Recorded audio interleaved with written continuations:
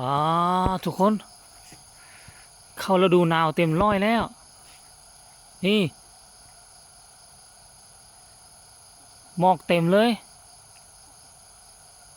หมอกเต็มเลยหมอกเต็มเลยโอ้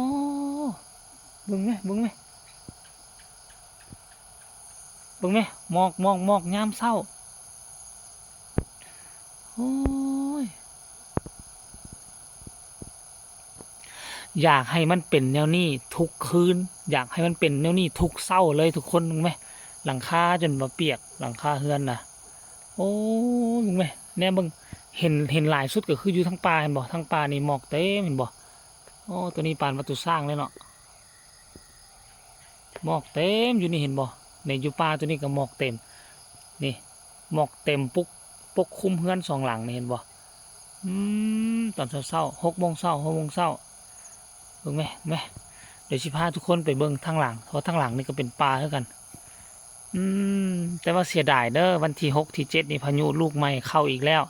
ว่าสิหว่านพักหว่านมีอยู่แต่ก็บ่ได้หว่านดอกนี่สิพามาเบิ่งทางหลังเฮือนพุ่นน่ะเห็นบ่หมอกอ๋อหมอกอยู่หลังคาเฮือนเขานี่นะโอ้ทุกคนเห็นบ่หมอกทั้งนั้นนี่นะหมอกทั้งนั้นโอ้ยพุ่นน่ะเ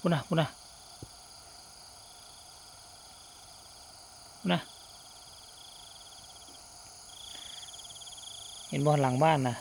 หลังบ้านก็หากระถางได้ซ้ำนี้พุ่นน่ะโอ้ทุกคนเลย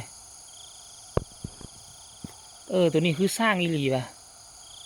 เนาะนกบินตอนเช้าเบิ่งไหมทุกคน